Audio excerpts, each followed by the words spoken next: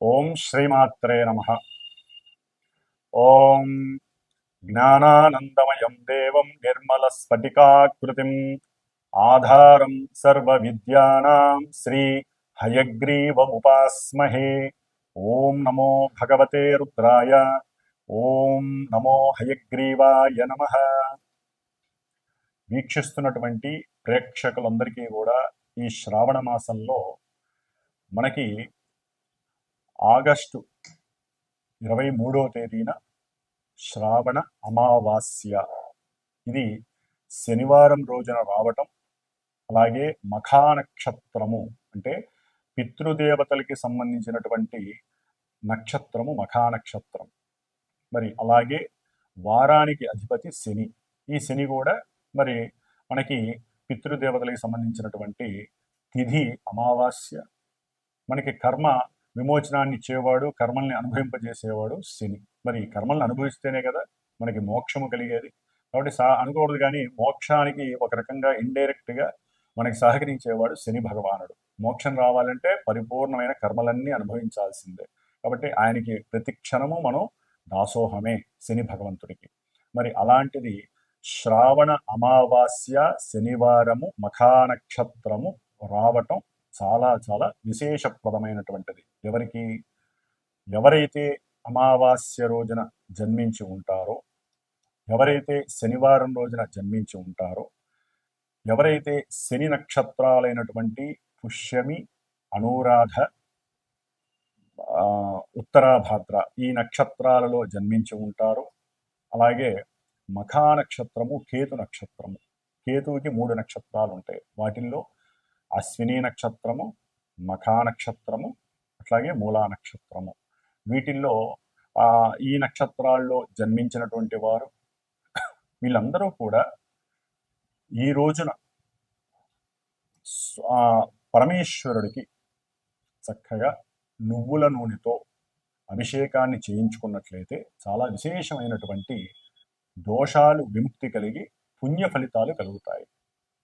అట్లాగే శని భగవంతుడికి నవగ్రహాలయంలో చక్కగా 19 ఒత్తులు కింద ఒక విస్తరాకులో ఉప్పు వేసి, ఆ యొక్క ఉప్పు పైన ఒక ప్రమిదని, నల్ల ప్రమిదని పెట్టి, దాంట్లో ఒత్తులు 19 వేసి, నువ్వుల నూనె పోసి దీపారాధన పశ్చిమానికి వెలుగుతూ ఉండాలి. స్వామివారి పశ్చిమానికి తిరిగి ఉంటాడు కాబట్టి దీపారాధనలో కూడా అంటే మొత్తం వస్తే 19 వస్తే ఒకటిగా చెయ్యాలి, గాలి వస్తుంది, అక్కడ సెక్యూర్ లేదు అనుకున్నప్పుడు 19 ఒత్తులను కలిపి ఒక్క ఒత్తిగా చేసి పశ్చిమానికి గనక చేసినట్లయితే 19 ప్రదక్షిణాలు ఓం శం శనయే నమః, లేదా ఓం శనైశ్చరాయ నమః, లేదా నీలాంజన సమాభాసం రవిపుత్రం యమాగ్రజం ఛాయా మార్తాండ సంభూతం తం నమామి శనైశ్చరం, ఈ యొక్క స్తోత్రాన్ని చదువుతూ చక్కగా నవగ్రహాలకి ప్రదక్షిణాలు చేయండి.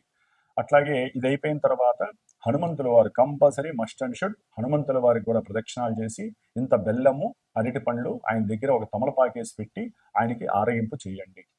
అట్లాగే నువ్వుల ఉండలు చక్కగా శనీశ్వరుడికి నివేదన చేసి, బెల్లంతో చేసిన నువ్వుండలు చేసి ఒకటి స్వామివారి దగ్గర పెట్టి అందరికీ కూడా చక్కగా పంచివేయండి. అది మీరు 19 మందికి పంచుకుంటారా, 8 మందికి ఇస్తారా అనేది మీ యొక్క ఆర్థిక స్తోమతను బట్టి మీరు బేరీజ్ వేసుకోండి. ఈ విధంగా శని భగవంతుడికి చక్కగా ఆరగింపు చేసి అందరికీ ప్రసాదం చేయండి.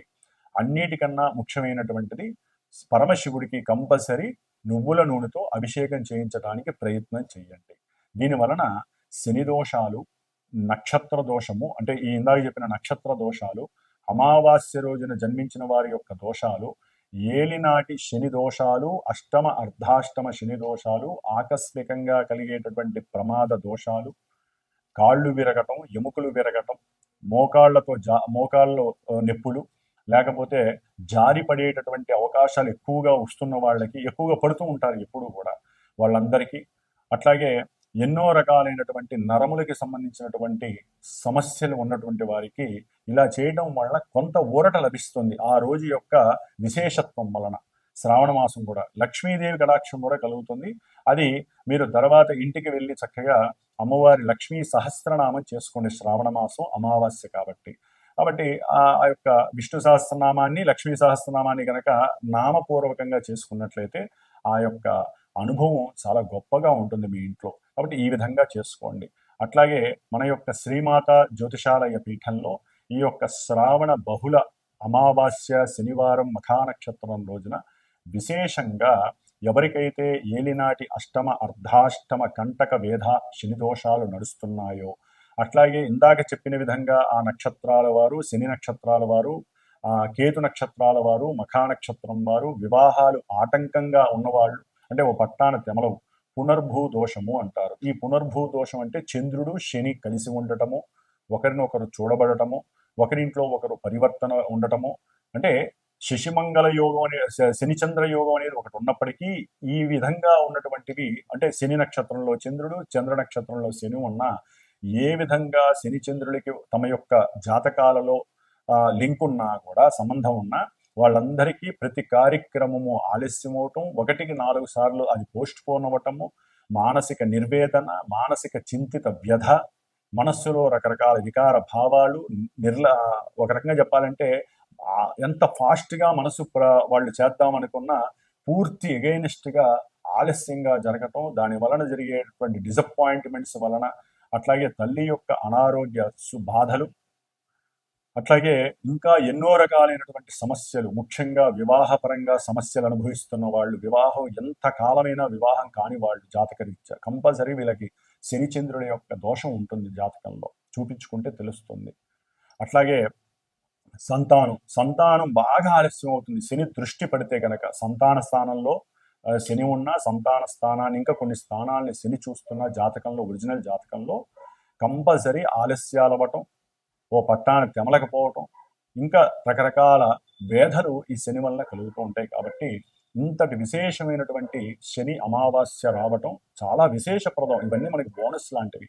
ఇది దోషభుయుక్తమైంది కాబట్టి ఎవరైనా మీరు కనుక వచ్చి, అంటే సంతానం గురించి కానీ, వివాహం గురించి కానీ, లేదా ఏదైనా ముఖ్యంగా కొన్ని కోర్టు సమస్యలు ఓ పట్టాన తెమలవు వాళ్ళు కానీ, వీళ్ళందరూ కూడా కంపల్సరీ వీలుంటే నన్ను సంప్రదించి మన పీఠంలో జరిగేటటువంటి ఈ యొక్క శనిగ్రహ పాశుపత హోమము, అట్లాగే నవగ్రహ నక్షత్ర హోమము జరుగుతుంది. చివరిలో లక్ష్మీదేవి యొక్క శ్రీసూక్త హోమం కూడా జరుగుతుంది. ఉన్నంతలో ఈ యొక్క హోమం జరుగుతుంది. కాబట్టి ఈ వారం రోజుల్లో ఎవరైనా కనుక నన్ను సంప్రదించినట్లయితే, ఈ హైదరాబాద్లో ఉన్న వాళ్ళైతే కనుక అవసరం ఉంటే తప్పనిసరిగా కేటాయించి ఒక 3 గంటలు ఆ హోమంలో కూర్చునే అవకాశం తీసుకోండి. ఒకవేళ దూరంగా ఉండి వేరే ఇతర స్టేట్స్ కానీ, వేరే రాష్ట్రాల్లో, జిల్లాల్లో ఉన్న వాళ్ళు రాలేకపోయినట్లయితే వారు నాతో సంప్రదిస్తే, మీ గోత్రనామాదులు ఇస్తే వీడియో ద్వారా మీరు దాన్ని చక్కగా చూడవచ్చు. ఆ ప్రసాదం కూడా మీకు అందుతుంది. కాబట్టి ఈ యొక్క అవకాశాన్ని సాధ్యమైనంత వరకు ఎవరు దుర్వినియోగం చేసుకోకండి.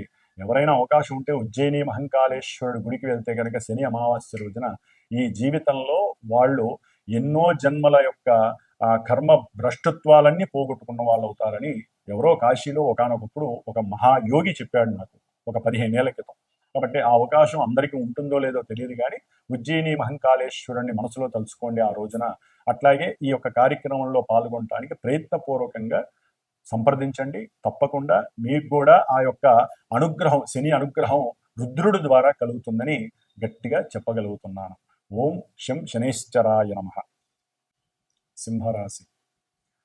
మరి ఈ సింహరాశి వారికి ఆగస్టు 23వ తేదీ శని అమావాస్య, శ్రావణ బహుళ శని అమావాస్య చాలా చాలా విశేషమైనటువంటిది. దీంట్లోనే మఖా నక్షత్రం ఉంటుంది. ఆ రోజు కూడా మఖా నక్షత్రంలోనే ఈ యొక్క అమావాస్య రావటం విశేషప్రదం.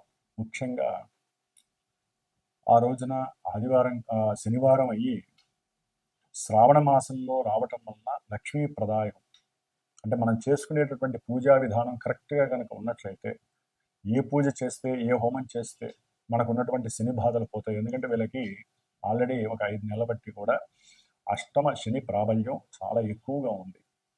మొన్నటి నుంచి కాస్త శని వక్రించేసరికి ఏదేమైనప్పటికీ కూడా సింహరాశి వారికి శని మంచివాడు కాదు కాబట్టి కొంచెం ఆయుష్ మీద దెబ్బ కొడుతూ ఉంటాడు ఏదో రకంగా.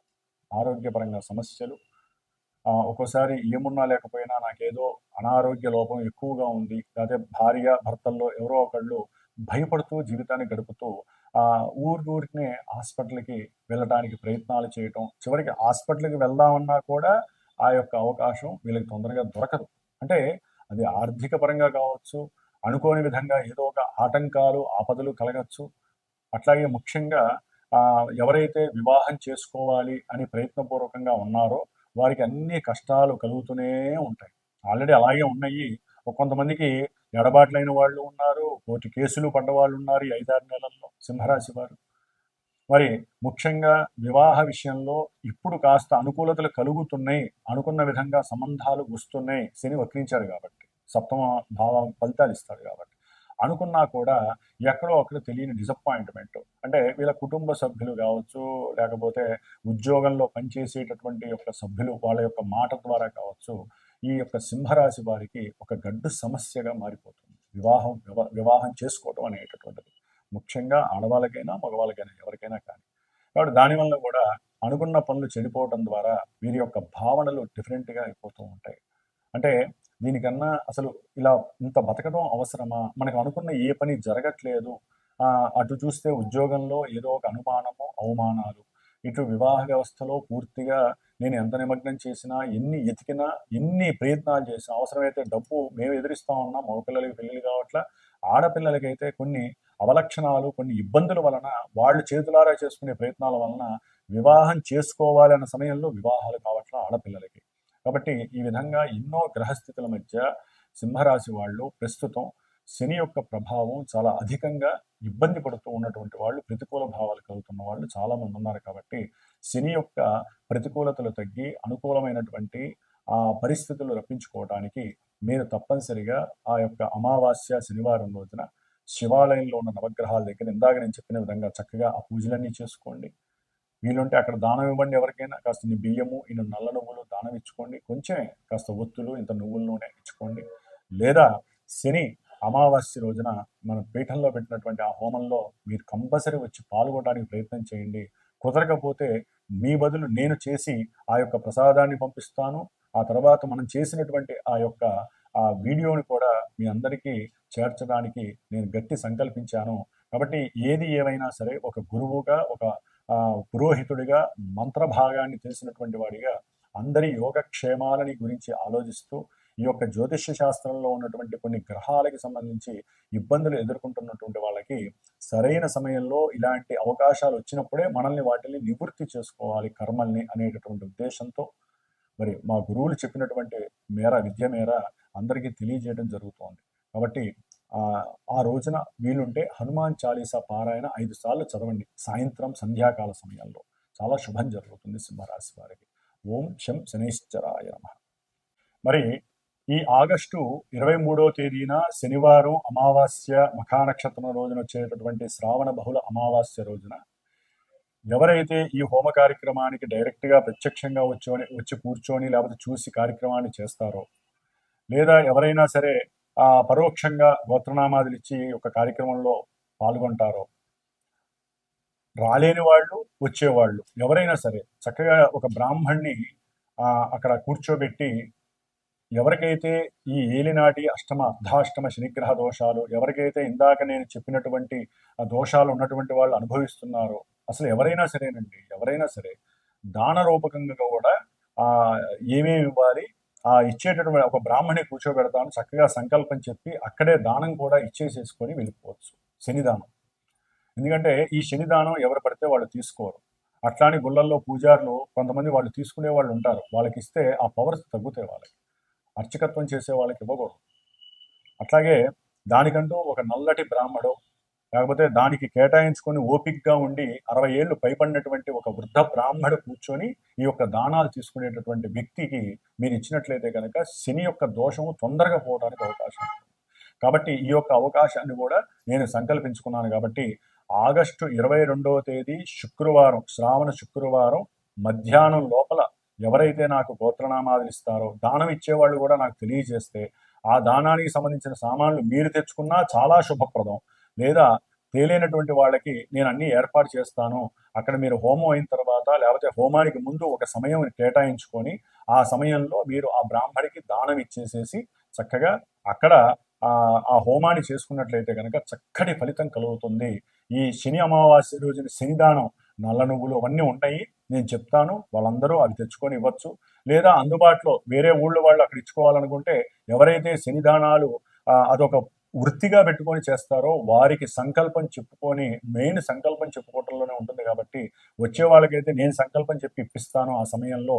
లేదా ఎవరైనా సరే రాలేనటువంటి వాళ్ళు, విదేశాల వాళ్ళు కావచ్చు, వేరే వాళ్ళు నమ్మకం నా మీద నమ్మకం ఉన్నటువంటి వాళ్ళు అక్కడి నుంచి అయినా సరే సంకల్పం చెప్పుకొని ఇక్కడ ఇవ్వచ్చు.